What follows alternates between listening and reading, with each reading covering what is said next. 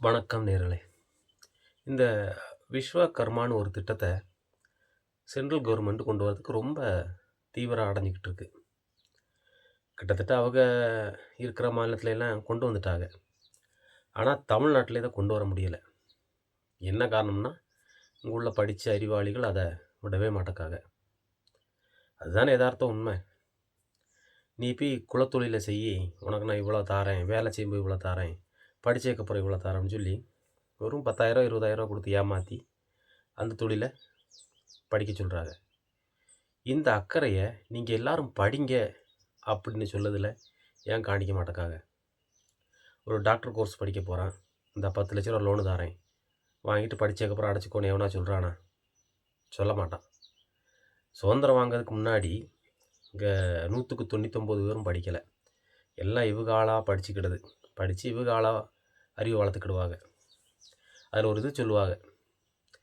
அ "கீழ உள்ளவனுக்கு காசு பணம் எத வேணாலும் குடு. ஆனா படிப்ப மட்டும் குடுத்துறாத" அப்படின்னு ஒரு சொல்லியிருக்காங்க. அதுக்கு என்ன காரணம்னா, அவன் படிச்சாம்னா அறிவாளி ஆயிருவான். அறிவாளி ஆனா நம்மள கேள்வி கேட்பான். கேள்வி கேட்கும்போது அவங்களுக்கு பதில் சொல்ல முடியாது. இப்போ எல்லாருமே ஏகதேசம் படிச்சு, தமிழ்நாட்டிலலாம் 90, 95% கல்வியறிவு வந்துருச்சு. கேரளாவிலயும் கிட்டத்தட்ட 99% கல்வியறிவு வந்துருச்சு. இவங்கலாம் கேள்வி கேட்பாங்க. எதுக்கு விஸ்வகர்மா? அதுக்கு பதில் ஒரு ரூ. 10,00,000 குடுத்து ஒரு சொந்தமா ஒரு தொழில் தொடங்கு. தொடங்கி வாழ்க்கையில முன்னேறு அப்படின்னு சொல்லலாம். அப்படி ஒரு எந்த திட்டமே கொண்டு வராம, நீ உங்க அப்பா, தாத்தா என்ன தொழில் செஞ்சாங்களோ, அத நீ செய் அப்படின்னு சொல்ல வராங்க. அதுல எந்த அளவுக்கு அதுல ஒரு 10 பேர சேர்த்து விட்டாங்கன்னா அவங்களுக்கு நிம்மதி. அதுக்கப்புறம் இன்னும் ஒரு 5 வருஷம் கழிச்சு ஏதாவது ஒரு திட்டத்த கொண்டு வருவானுங்க. அதுல ஒரு 5 பேர சேர்த்து விடுவானுங்க. அப்படியே திட்டம் கொஞ்சம் கொஞ்சமா ஸ்டெப் பை ஸ்டெப்பா வந்து நம்மள மறுபடியும் அடிமைப்படுத்துறதுக்கு பிளான் பண்ணிக்கிட்டு இருக்கானுங்க. ஏன் இத நம்ம எதிர்த்து கேட்கணும்னா, இப்ப விட்டா இனி எப்பவுமே இது பண்ண முடியாது. அதாவது காங்கிரஸ் கவர்மெண்ட்ல இந்த மாரி எந்த ஒரு விஷயமே கொண்டு வரல. கொண்டு வர நெனைச்சாங்களான்னு தெரியல. ஆனா, மக்களுக்கு எதிரா, அவங்களோட படிப்புக்கு எதிரா எதையாவது செஞ்சா, நம்ம கண்டிப்பா பொங்கி எழுந்தே ஆகணும். இப்போ நம்ம ஒரு பிராமணர் வீட்டுக்கு போறோம். உள்ள விட மாட்டானுங்க. தண்ணிய தெளிச்சு தீட்டும்பானுங்க. எந்த வகையில தீட்டுன்னு நமக்கு இதுவரைக்கும் தெரியல. அவன் உடம்புலயும் ரத்தம் தான் ஓடுது. என் உடம்புலயும் ரத்தம் தான் ஓடுது. எவ்வளோ அழகா இந்த ஜாதிய பிரிச்சு வச்சிருக்கானுங்க பாரு.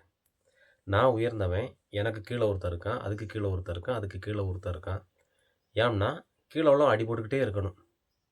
அப்ப இவரு சேஃபா இங்க இருந்துக்கிடலாம். ம். இந்த ஒரு உள்நோக்கத்துக்கு வேண்டி தான் இந்த மாரி எல்லாம் கண்டிப்பா கொண்டு வர வாய்ப்பு இருந்திருக்கும். கண்டிப்பா அப்படி ஒண்ணே இல்ல. எல்லா மனிதர்களும் ஒண்ணுதான். அறுத்து பார்த்தாலும், வெட்டி பார்த்தாலும் எல்லா வகையிலும் ஒண்ணுதான். நீ வெயில்ல படாம இருந்தா வெள்ளையா இருப்ப. நான் வெயில்ல போனா கொஞ்சம் கலர் கம்மியா இருக்கும். அவ்வளோதான் வித்தியாசம். அல்லாம இங்கு ஜாதிய புடிச்சு தொங்கிட்டு இருக்கவன் எவன்னு கேட்டான்னு சொன்னா, சுத்தமா படிக்காத கூமுட்டைகளா தான் இருப்பானுங்க. அவனும் தான் இப்பவும் அந்த ஜாதிய புடிச்சு தொங்கிட்டு இருப்பானுங்க. அவன் என்னன்னான்னா, அப்படி பிரிச்சு வச்சிருக்கானுங்க. அப்படி பார்க்க வச்சுட்டானுங்க. அந்த பார்வையிலே கொண்டு வந்திருக்கானுங்க. இதனால யாருக்கு லாபம்? யாருக்கு நஷ்டம்? பார்த்துக்கோங்க.